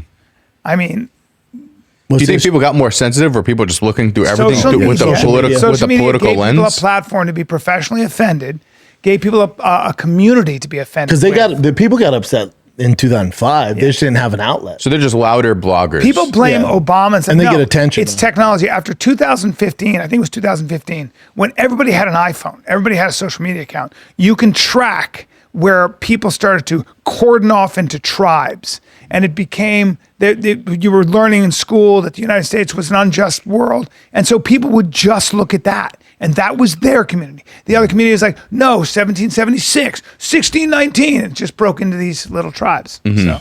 What's this, Jen? This is a paraglider that I don't know how this is even This is possible, but a crazy. Cessna hit the This is paraglider. crazy. What? Yeah, as she was flying. And he's okay? They're both okay, so that's a good thing. But check this video out. It's wild. This is nuts. oh, shit. Oh boy. That's a bad day. I mean, that plane is I cooking, mean, that too. plane was cooking. He's in like a sleeping bag. Yeah. You're Hanging out. Is that a guy making that noise? Okay, cool. hey, it'd be me. Okay, I'd be making. There's nothing wrong with making this noise. Ah! But would she have an emergency parachute? Yeah, that's scary shit. Oh man. You can see the parachute's going to get tangled up in the whole parachute too. Oh yeah. It's in a hole. It's all bad. This is all very bad. But it doesn't seem like she's falling no, very she's fast. good. She's got this parachute up. Look. But does she have a squirrel suit on? No, she's got a parachute on. When you hang glide, you sit in a thing. I'll fast forward. Look at that. Yeah, it's like a squirrel suit. I don't think I could imagine something scarier besides being lit on fire than realizing your parachute is just not going to work. But I have no desire to like do that, hang glide or do any of that. No? I have zero desire. I want to jump out of an airplane. I don't understand it. I don't get why people want to do it. That's That and adrenaline going that to they a shark cage with great white sharks. I wanna Those do are the two that. things I I want to wanna do. do that. Dude, way to go, This girl! guy over You here did wants it. to do that. Yeah, But no cage though. No Yeah? cage. What do you mean no cage? No cage. Where's Mike at? Oh, no, cage. No, I'm going in a At all. fucking cage. I want to be in a said, cage. what? I went and did that. I went to South Africa to go diving with gray whites. Yeah. And I quickly realized as I'm on the boat, the captain recognized me and says to me, we're probably not going to see any gray whites. I go, why? She goes, well, we haven't seen any in a year because 2 killer whale brothers from the same those are a pod problem. have been coming in and just taking the liver out of like all the biggest gray whites. They killed 4. Every gray white in the entire Cape was like, see ya. Yep. So we saw some bronze whalers and some other Just don't want to see killer and then you whales. get in a cage, and by the way, the sharks already know They that's chum the water, yeah. Yeah, so they They're hear trained. the boat, Yeah, and they're they all trained. come in. Yeah. And now you get in the water, and I was like, I'm not doing this shit. Yeah. I'll just look from there. I'm not, so I can be up close now. Nah, good. That's a dream of mine, going in the shark cage. Yeah, me too. Bro, come to Florida, you get that True. easily. Get some tiger sharks. You could just swim out in the ocean. It'd be Dude, good. people in Florida get munched. It's terrible. Well, I watched a video the other day, the most dangerous beaches in all of America. All Florida. Or in the world. Yeah. And it was almost all Florida. Everybody's getting bit. Bull But sharks. they're not like the big boys Yeah, out there. the bullshit. No, they got bull sharks are bad. Bull sharks. sharks But are most of the problem. bites aren't bull sharks Yeah, in Florida. they're like black tip. They'll Yes, take a the- bite out of your hand, out of your off. calf. Yeah, fuck off. No, but it hurts. Yeah, but fuck off. And you bleed really bad. It's kind of a gay story, but I just tell everyone it's a tiger shark. But he was mauled. huge, man. They don't know. How about our boy De Gelder, Paul De Gelder, lost his arm and leg. Tiger shark. His hand and his leg. They think it was a bull shark.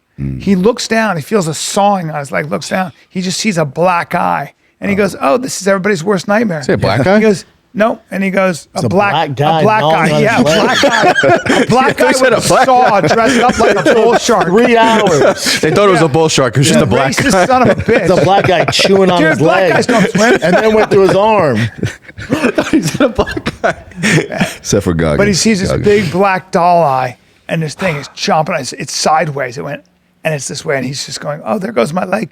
And he goes to punch, and punches it, and then he goes, "I got to swim back." And as he's doing the side stroke, he goes, "Oh, I don't have a hand." took his hand anymore." and leg. It bit my hand, and then so he gets to the boat. They pull him on the boat, and he dies. He just goes. He looked, and he goes, and he just died. And then they revived him. I go, "You afraid of death?" He goes, "No, it's not a big deal. I got killed by a shark, and it wasn't that bad." Oh, jeez. Crazy. What the fuck? Crazy. Your body goes into shock. What do you got, Chinster? All right, well, this is the ending to that. So it's still being investigated because you would think the plane would see the paraglide, right? But he said he couldn't see it, so they're just they're in investigations. The guy was Okay. high. Well, sometimes you're out there paragliding and your plane's flying low. And they're Ooh, both I safe. saw this the other day. All right, I so what saw are your this. thoughts on this? So let me refresh it just so we get No one's going to in be the cool with beginning. it. No, there's a lot of people in the comment section that are like, "That's what you get." No way. I bet I can guess who's commenting. So check it out. It's me 50 times. So look at the whole sequence of events here. You push his head down. It's shitty, but Boom. Well, Yeah, it's I kids, can kind man. of understand. Oh. You can't do that. I mean, it is shitty to plant someone's face into the mat. Yeah, they're That both in kid- the wrong. That kid he just had a moment. He's a kid. Yeah, it's a His kid, man. prefrontal cortex Maybe a isn't slap developed. though. A Yeah. slap would be better. Now, Nah, well, he was just so pissed. He's fucking like, So, fucking ass. all the top comments, well deserved, Yeah, well well deserved. deserved. And I bet you no one these wrestled kids. out of there. Probably don't have kids either. Yeah, but you shouldn't push somebody's face in the mat. That's shitty. Yeah, but you don't deserve to I'm get not- knocked out obviously, cold. Obviously, you don't. I don't think I doubt he was like, I'm going to knock him out. He just got mad and threw. I mean, I've been cool if he like kind of shoved him, and then if they turn around, they fought. That's fine. But just to cold cock the guy is crazy. Sucker punches always suck. Yeah. But maybe a slap. I think a little like backhand slap would have been fun. I remember him, Dominic. The kid's probably gonna get suspended in the end zone. Just stepped on a dude's fucking head like this. The guy, I think his helmet came off, and he went. What's this? Fucking fined. This is Andrew Yang talking about how rapidly AI is developing. So like he came to see me do stand up at the Comedy Village in New York, and he was so cool. He's a great guy.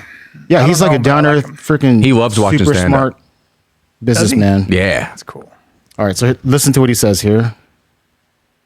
I just came from an AI conference out west, and holy cow, they said to me that what we're going to see in the next 6 months outstrips what we've seen in the last 10 years because the rate of change is on a hockey stick and heading up. And I got to say, I'm pretty up to date on this stuff, and it blew my mind on some of the stuff I was seeing. In terms of what? What did you see?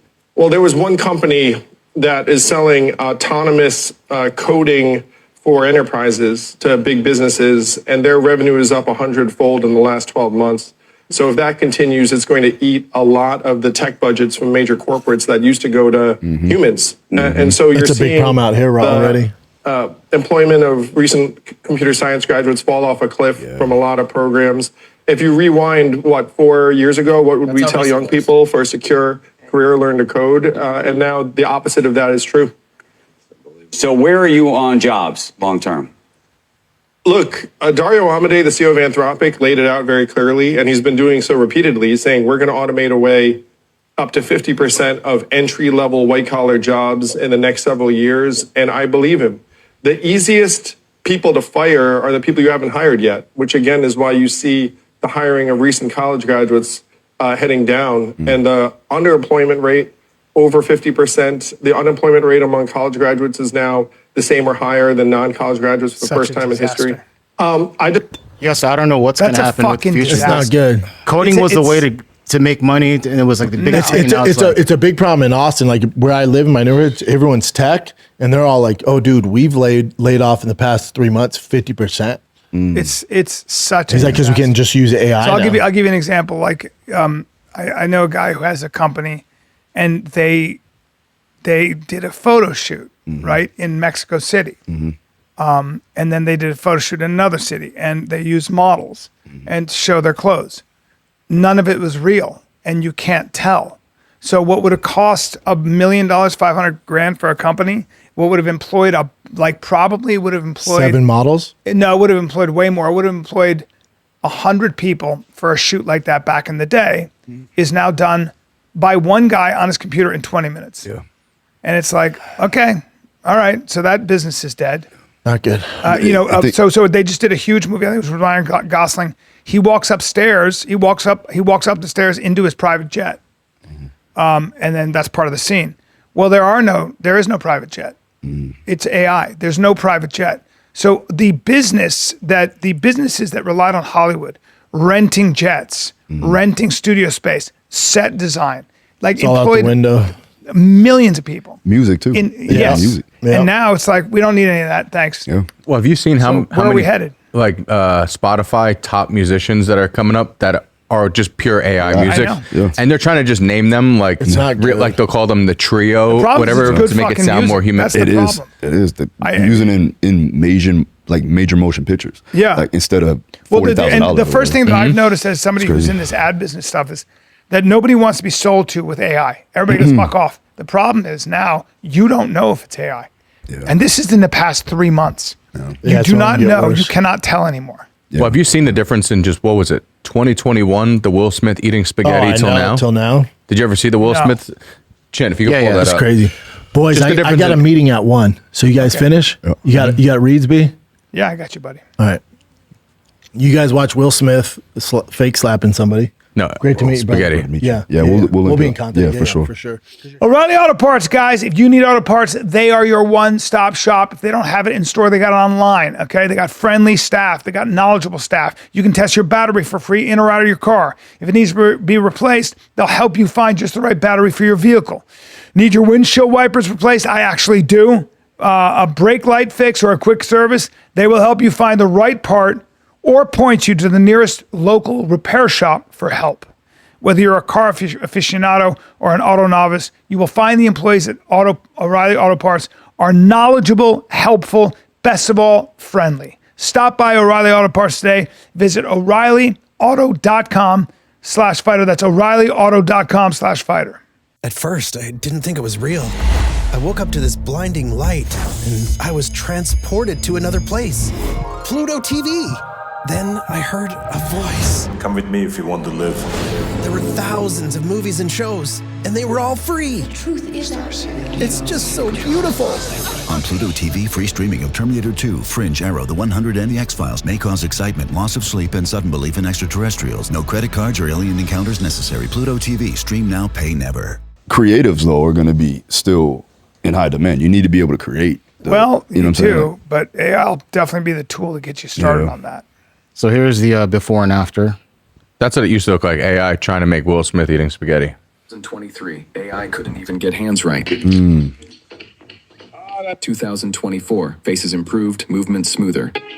Uncle Bill, come try this. 2025, almost real, but still uncanny. 2026, this. So have you heard of Kling 3.0? I heard it can create multiple scene cuts like this with a single prompt. Damn. That's 3 years. Damn. And it knows when to cut to whoever is talking. But did you know that all this audio was also generated with the same prompt? I Still a little shitty, but yeah. I guess I didn't, sir. But imagine where we're going to be at 10 years from now with AI. No, it's over. You won't even know the difference. No, it's a problem. I mean, I think I don't know. I don't even know what to say about it. Yeah, it's like we are competing. It's like this Malachian spiral, right? It's this idea that you just, everybody's competing to hell, toward hell, not heaven. Mm-hmm. Like you're competing. We are competing ourselves into extinction. Mm-hmm. You know, so we got to keep up with China. Fucking okay. And we got to keep up Anthropic and AI because their assholes are always fighting with each other. Mm-hmm. And Elon Musk is suing fucking these. We got these tech nerds who hate each other with egos this fucking big. And so it's a zero-sum game. Yep. And where does it leave everybody? It'll be a technocracy. It'll be like 7 people with all the money. And the rest of us are going to be like, my kid doesn't have a future. My daughter's going to college right now. She's just got into Boulder. She's studying engineering, technical engineering. I wonder how long until AI basically can do all of that faster than you can imagine. Well, a problem with it too is shutting it down, because there's been people who have tried to tried to shut down. That was the Unabomber. And it's actually the Unabomber who almost won the Fields Medal in mathematics. Kaczynski, I think his name was. He that was his manifesto. He said technology is going to get to a point where this biology is going to look like rusty machinery. Yeah. We are not going to be needed anymore. Mm-hmm. And he, was right. Now you don't blow people up, but if you look at he would send packages to the computer scientists and the scientists working on this stuff. He knew ahead of time. And he was like, that's what he was trying to do. I don't approve of it, but I understand what he was trying to do. He was like, hey, weird messaging. We're bringing in Terminator. We're bringing in the apocalypse here. Mm-hmm. We are going to evolve ourselves out of existence. Yeah. But it's also like, if you ever hear the most mind-blowing shit like Eric Weinstein says, like theoretical mathematicians, physicists are saying, we may already be in the loop. Mm-hmm. We all may be smart machines. We don't know where we originate from. Mm. We all might be smart machines making smarter machines. We might be in the Matrix. We might be in the singularity already. That's fucking... I forgot the name of the movie that just came out. I watched it the other day with my girl, and it's basically this guy comes back from the future, and he keeps on... It's basically a Groundhog Day for him, where he's trying to not shut down, but it takes a long time into the future before they're able to come up with blocks to keep AI at bay and not go too far. Mm-hmm. But the whole thing is them trying to get to... Because they're trying to bring singularity, and that's what he's trying to stop. It's actually a really good movie. I forgot the name of it, but it's really good. Is it it just came out? Yeah, it's on Amazon Prime. It was in theaters too. Ex-Ferrari CEO says Loose will destroy the brand. Well, it certainly put Porsche in a major problem. Have you guys seen this Ferrari though? This is like this big reveal of the very first electric Ferrari, and then here's what the former CEO says. It killed Porsche. Si rischia la distruzione di un mito. Mi dispiace moltissimo. Ma lo possiamo dare? Spero che si tolga il cavallino almeno da quella macchina. Wow. E questa sicuramente è una macchina che almeno i cinesi non ci copieranno. It's a terrible looking. It's a Ferrari. Crazy. Well, Porsche is having major financial problems because of their electric endeavor, and nobody really bought it. So I don't remember the name of the company, but that's terrible. They're talking about U.S. and China basically opening up tradeways. And have you seen the electrical cars in China? That's so retarded. It's horrible. That's terrible. Oh, bubbled up. That sucks. The electric cars in China they're badass. So fucking cool. Yeah. And they're fun. Like they have this company called I don't know how it's pronounced, HAWAI. Yeah. And it's so much better. The young wing. That's it right there? That's so badass. That's one of the Chinese, electric cars. And they can hop over, puddles and They'll fly in a minute. potholes. See, cool. boom. And they look badass tough, too. I've seen these. China's killing it with the drive themselves cars now. right now. I do think if they come to this country, I think that Tesla's fucked. Yeah. Yeah, but they won't because it's hydraulics. They consider them surveillance batteries. Like you get in there and it's all surveillance technology. Yeah, boys, I think that's pretty much it. All right. Nice. Phil Daru, thanks, man. Oh, thank you for having me, brother. It's great to see Great you talk. finally. Yeah. Because we had been planning on doing this for a long time. Yeah. I'm glad I got out here. Yeah. We'll do it again. Come out to Florida. I'm going to come out. We'll have some fun. We'll do like a full week of training. Fuck yeah. Do a whole camp. Get So you ready for Brendan. So carry something heavy. Yep. Carry something heavy.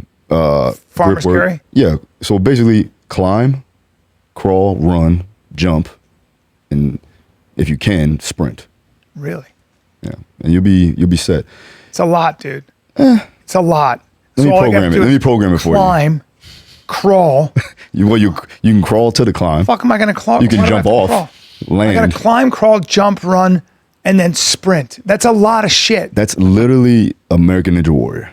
I at the end of didn't the Sprint is my least favorite. I didn't ask how to break into a museum, bro. I just want to be a little thicker. A whole obstacle course for you. Thanks, Phil. No. Listen, you want to be equipped. Heavy. You want to be equipped. I want to be ready. Yeah. Yeah. Anything you want to plug?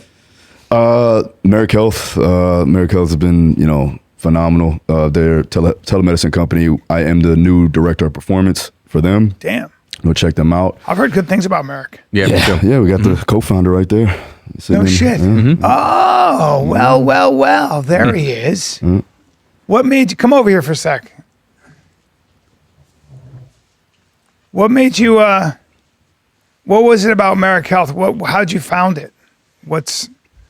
So I don't know if this is on. It is. You're a thick kid. Yeah, he looks healthy.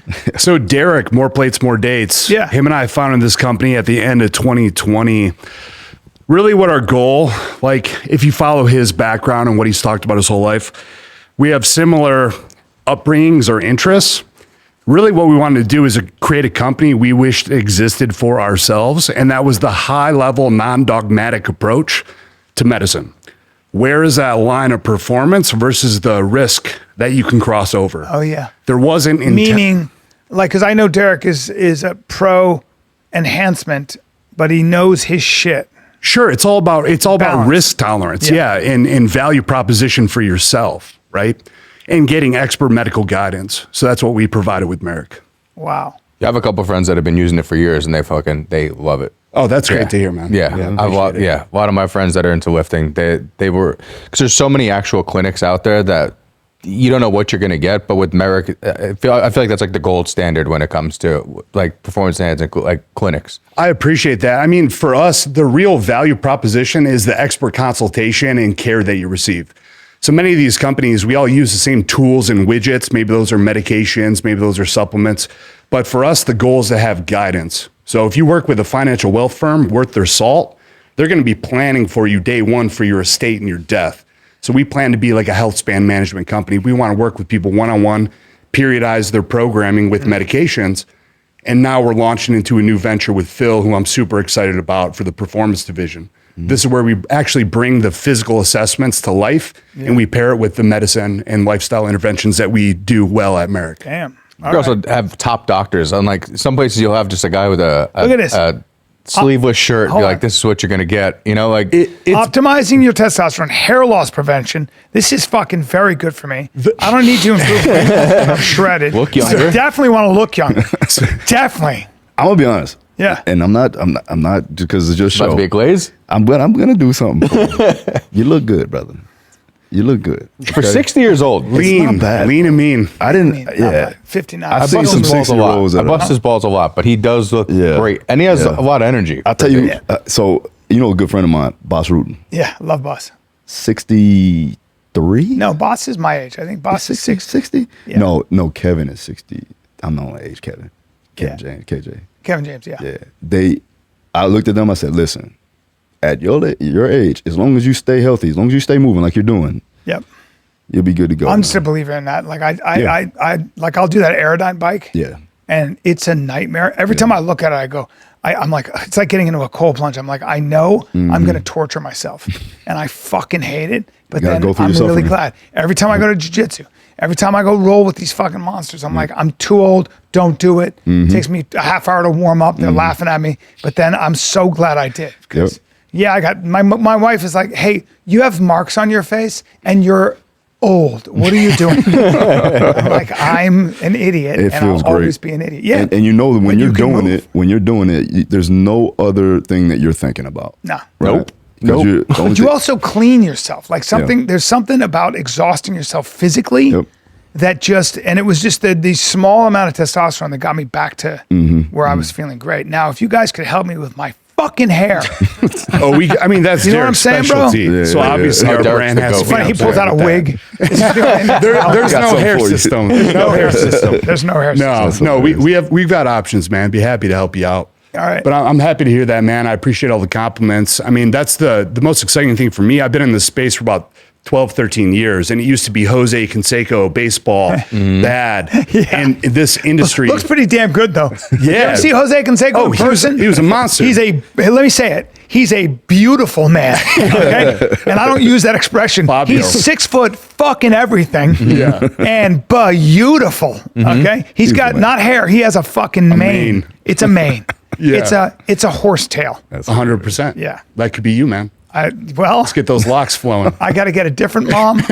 He's this close to going to Turkey, so we need help. I got your back, Brian. We got to go to Turkey for that. Yeah. Let's go. Is that when it comes to like that kind of optimization? Is that one of the harder things to really get on top of? Is the hair? I mean, not necessarily. It really comes down to the cause. Like, I mean, that's why, like, with my team, you're talking about the medical doctors. Like, what I love that we've been able to create is we have providers that are excellent in their field that come to us as like a teaching and a learning environment.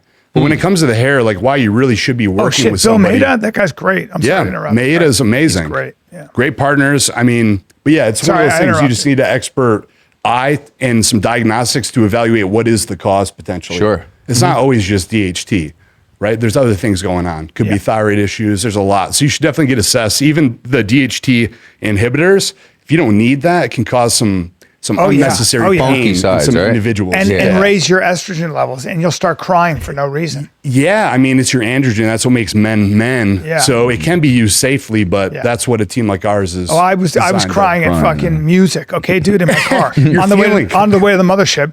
My ex-wife goes, "Well, welcome to my life. That's what it's like to be a girl." I'm like, "Well, you're crazy then. Because I ain't doing this shit." Dude, I've had that before where I was taking too much test and I wasn't keeping an eye. This is back in you would find out from the bodybuilding.com forum what to take. Black market. And I was taking just too much, and I just was watching America's Got Talent, and someone just got that golden buzzer, and I just hysterically, I was so sad. That would be I was crying. And I was like, I talked to a friend, he's like, you need to get some anti-estrogen, buddy. I want whatever.